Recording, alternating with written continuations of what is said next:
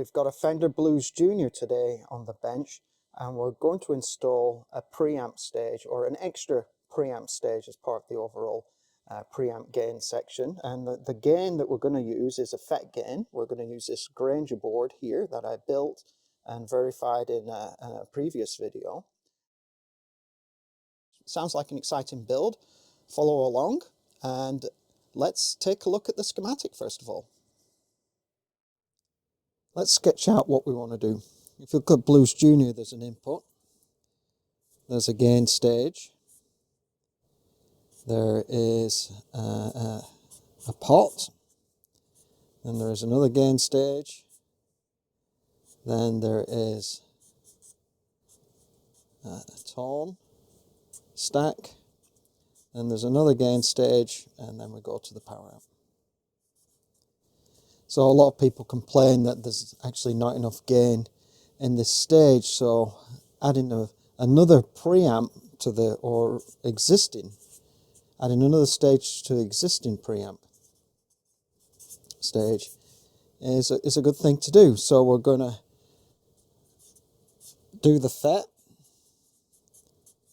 the Dumble FET, and what we're going to do is to be able to switch it in and out. So it's going to be as simple as inserting a double pole, double throw switch here, like this, like that. So this is a switch, around like that. And so when the switch is in one position, these two are connected, and when the switch is in the other position, these two are connected. And the switch is going to be in a pull toggle potentiometer. So we're going to replace the potentiometer on the top of the amplifier, which is going to be this guy. I think it's called volume. You have two. Before you go to the PA, by the way, there is another pot, and that one's called master, and this one's called volume. So we're going to replace volume with a switch. So you pull the switch up and it engages the amp. Push the switch down, push the pot down, and it's a regular path. So let's build it. I've taken the cover off the amplifier now, and first of all, the warning. Tubes use very high voltage DC, which will kill you. So if you're not an experienced technician or engineer, please get somebody to do this for you. Granger, who make our board, offer that as a service, and if you're in the San Francisco area, of course I can do it for you as well. We're going to mount the board. We're going to mount it here. This is the lowest noise section of the amplifier, and there's a lot of ground plane here that I can drill into and put some more mounting holes in for this. The other thing I want to do though is change this guy to a higher quality connector.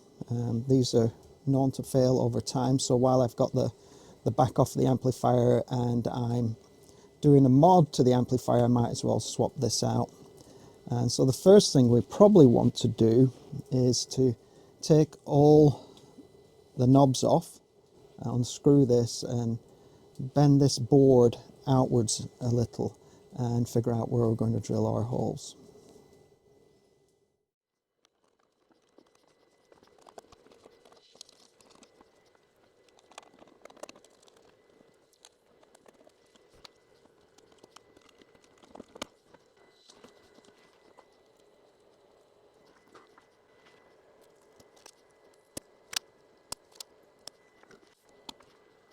Now we've got the amp disassembled to a first order.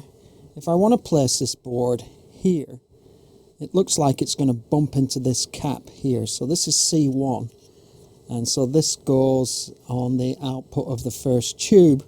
It takes out that large DC level required by a tube, and so I'm going to remove it and replace it with this and have it stuck vertically, and then have the leg go in there so we can clear some space. So let's do that now.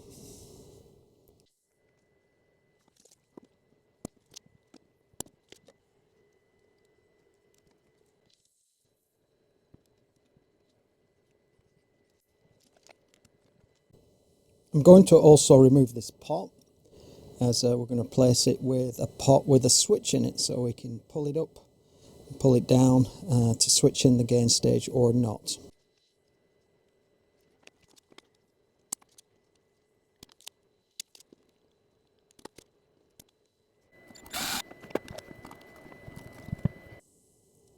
The next thing we have to do is make provision for the new jack socket here. This is a switchcraft, so that's going to go in the front of the amplifier. And then the pot we're going to replace with this guy, and this has got a switch in it, so you can see it's a double pull, double throw. And so when we pull it out, the amp's engaged, or the new preamp's engaged, and when we push it in, it's disengaged. So we need to connect basically this socket up to these pins and wire up the circuit and give it a test. So let's go ahead and do that wiring now.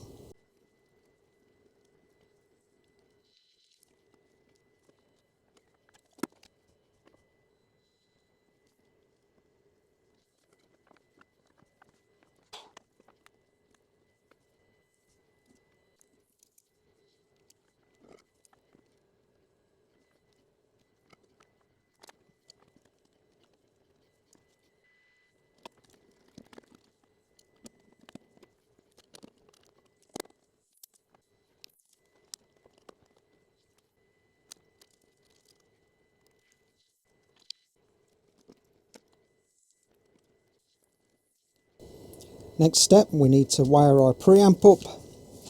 This is the input, the output is here, power supply is somewhere around here. I believe that's the input, so that's going to be the most dangerous part. I think this might be ground, but let's have a look. Let's get it wired and refer to the schematic on the Grainger website.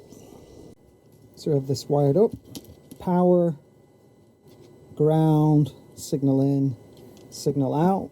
So let's now mount this in the amplifier, wire it up to the switch, get that pot wired up, and see how it performs, and see, most importantly, will it work?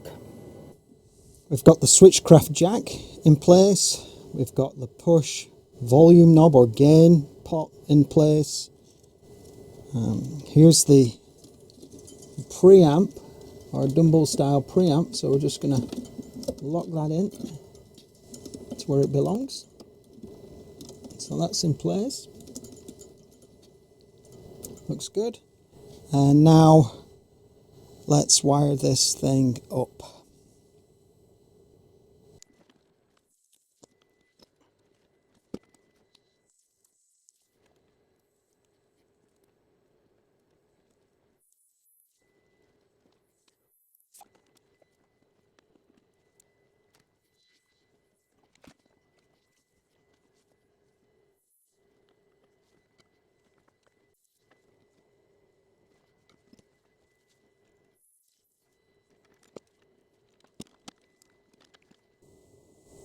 I've completed now an initial wire up of the system, so if I just probe around, I've got 1 kHz sine wave coming out of the SIG-Gen.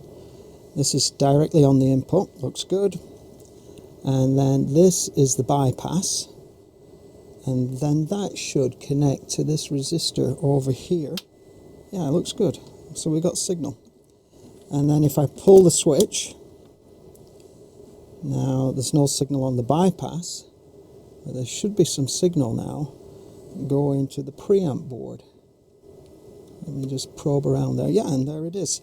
So I think we've got something. Now the scary part is that we've got to connect this up to 300 and something volts, and this is the most dangerous part, and the part that you should always have a qualified engineer or technician do. So this is the power supply, and what we're going to do is hook it up around this cap here. This supplies what's called the X voltage on the schematic. It's even marked X on the board, which is quite handy, but X is the high voltage that supplies the first stage of the preamp. And what we're going to do is hook it up to that and then drop the voltage across this resistor here that I'm tapping to something like 22, 25 volts. I'm not so sure yet. We'll see. when we get there. And in fact, what I'll do is probably hook the ground up to this side and then just connect a 22 volt signal, sorry, it's not signal, 22 volt DC voltage to the board, and just again trace the signal through and see if everything is functionally working. So let's try that. Let's hook up this 22 volt supply to this. You can't see it. Let me just adjust the camera a bit to this side of the voltage dropping resistor. We've got 20 volts hooked up. So first of all, oh, ground's come off. So we connect the ground. So let's try the bypass. Get switches in. Check the bypass. Yep, there it is. Little sine wave. And check it on this resistor down here, which leads to the first tube. We're all good. Then pull the switch and then go down here. Yep, the signal is going to the preamp. Got 20 volts, 22 volt supply, and check it on this resistor again. Oh yeah, that's a lot of signal. Let's turn it down. It's pretty clean as well. Oh, turn it down again. So it's not clipping through the amplifier, and the bias looks good. And obviously the bias actually looks good because I pre-biased it on the build for a 22 volt signal, so that's expected. So the next thing to do now is actually hook it up to the 300 volts here, and then switch this baby on and see if it explodes. Okay, so here's the test setup. We've got the power supply coming out of a variac, and we're going to slowly wind it up and monitor some voltages and see where we are. And so first of all, let's set this down to 0, flick the amplifier on, and then on this cap here, ensure I'm clear of everything. Got about 5 millivolts. That's set to 0. So let's crank this up to say 30.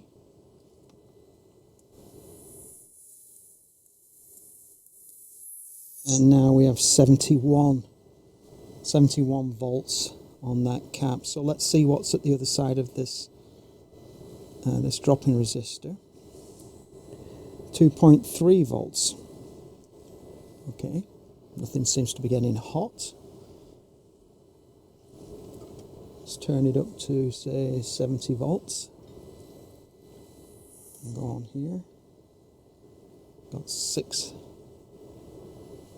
volts now coming out of the preamp. And here, I just want to be really careful. We've got 179 volts of DC across that cap. So let's wind it up to 110.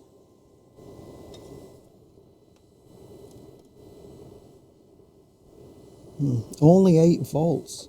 I was expecting more. What's on the side on here? 250 volts. Get up a bit more. 120. 266. You know what I need to do is probably check the voltage coming out of my variac as well, because it's like a million years old. And so 8.7, about 9 volts we're feeding this circuit. So I'm going to do a couple of things. First of all, I'm going to switch it off and discharge the capacitor, or the capacitors, with this discharge here. Keep it on for a couple of seconds so it goes down. So the lethal voltage is dissipated through the resistor, the high power resistor that I have here going down to ground at the end of this probe. Let's measure the voltage.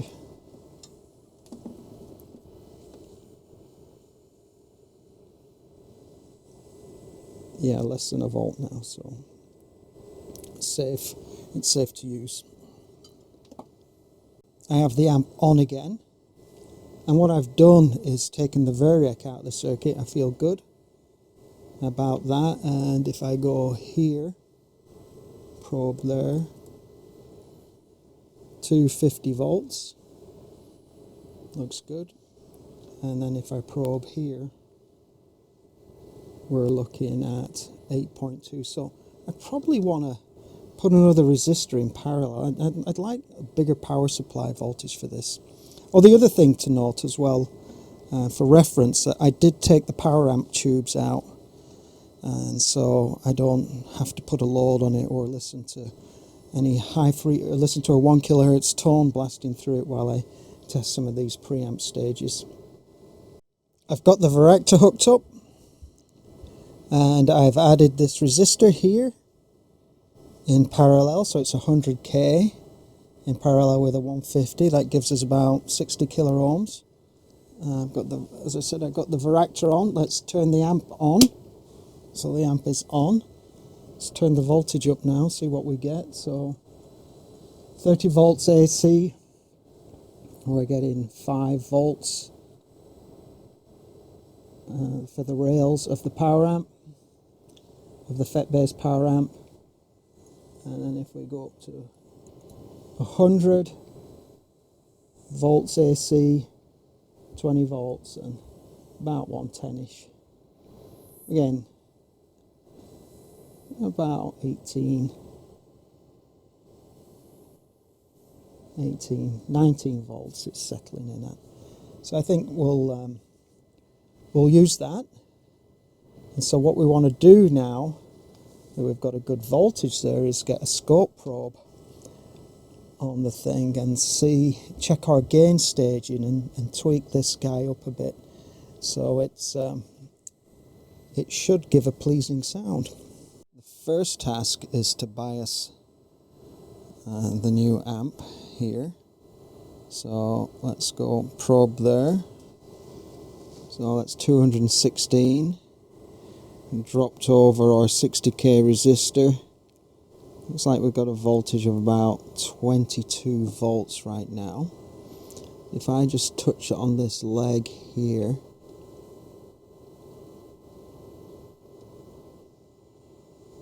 I've got 16 volts, so I've got to be careful with all these high voltages. So I need to tweak this. So it's about 11 volts.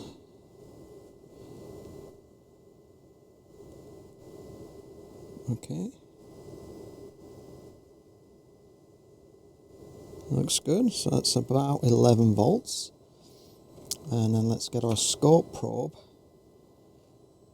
and look on the screen over here on the oscilloscope, which is just in shot. And oh yeah, that's a fantastically good, clean signal that's coming out of this board. And so I think we've done a reasonable job there with the bias of the circuit. So the next step is to look at how it propagates through the system. So this is after, this yellow here is after the first tube. Oh, that's a huge signal. So let me just adjust the oscilloscope. Lots of gain there. Oh, still lots of gain.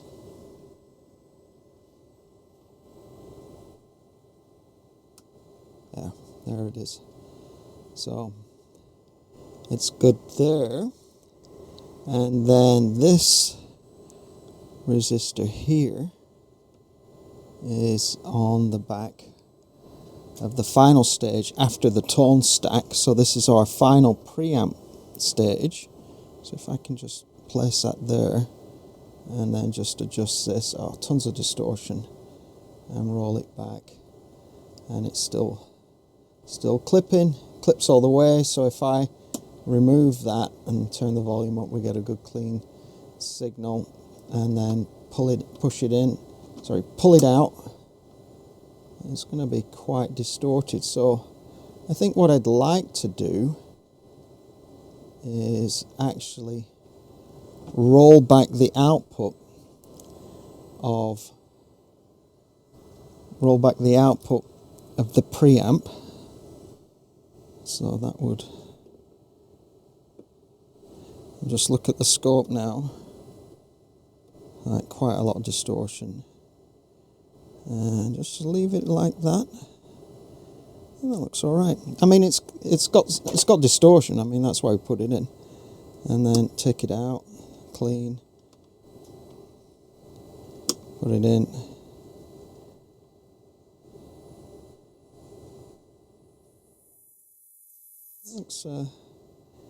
Looks quite distorted.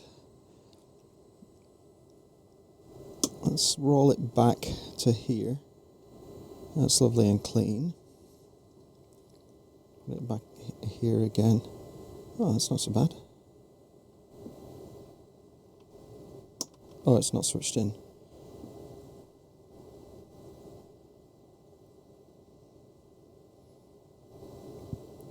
I've just got a lot of gain. What if I roll it back some more?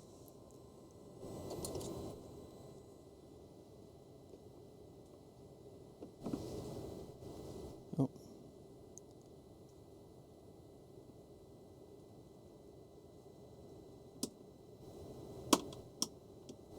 You know, it always adds clipping. I wonder what that's caused by. I think I should want to hear what it sounds like.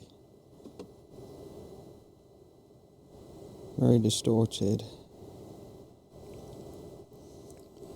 Alright, I think I've set what I want to set up for now with the amplifier. I'm going to turn the power off, discharge the caps so I can live another day, and then put some, I can discharge it here, put the guitar in and see what it sounds like.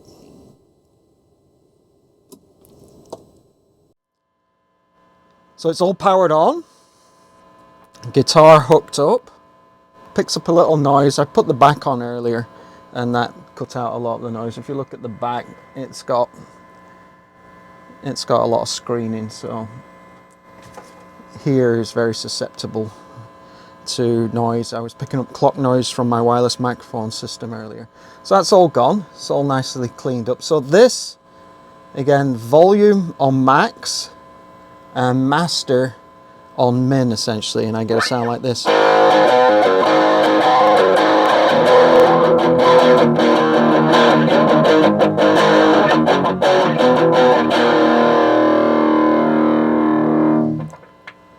Okay-ish, but could do with a bit more gain, as a lot of people complain about on the Fender Blues Junior. It does lack gain. So now let's engage the preamp.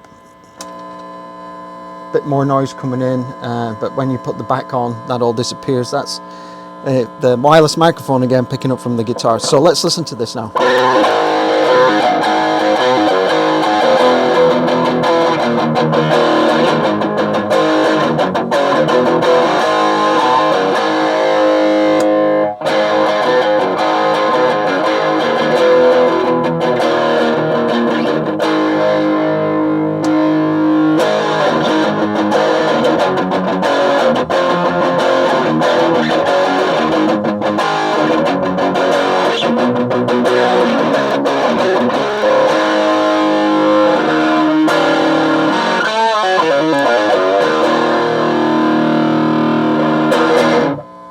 Fantastic.